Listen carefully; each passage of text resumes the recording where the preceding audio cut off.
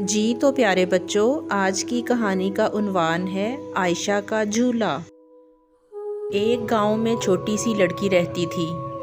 اس لڑکی کا نام عائشہ تھا۔ عائشہ بہت پیاری لڑکی تھی۔ عائشہ کے گھر کے پاس ایک باغ تھا۔ باغ میں بہت سارے درخت تھے۔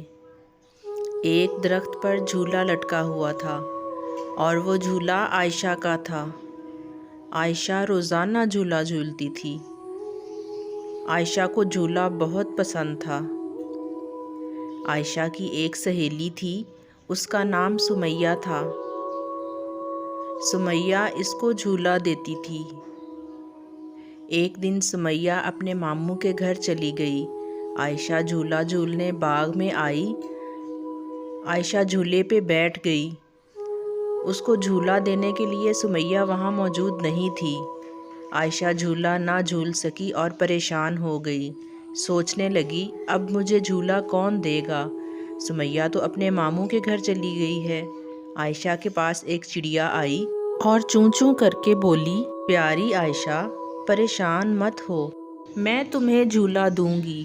چوں چوں کر کے دوبارہ بولی، تم اچھی بچی ہو، سچ بولتی ہو، اچھے بچے ہمیشہ سچ بولتے ہیں۔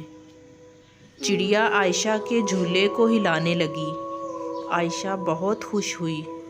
چڑیا کی عائشہ سے دوستی ہو گئی۔ دوسرے دن سمیہ بھی آ گئی۔ عائشہ اور سمیہ دونوں چڑیا کے دوست بن گئے۔ عائشہ، سمیہ اور چڑیا روزانہ باغ میں کھیلتے تھے۔ جی تو پیارے بچوں، عائشہ ایک اچھی بچی تھی، اس لیے اللہ تعالیٰ نے چڑیا کو اس کی مدد کے لیے بھیجا۔ اللہ تعالیٰ ہم سب کو نیک کام کرنے کی توفیق عطا فرمائے، آمین۔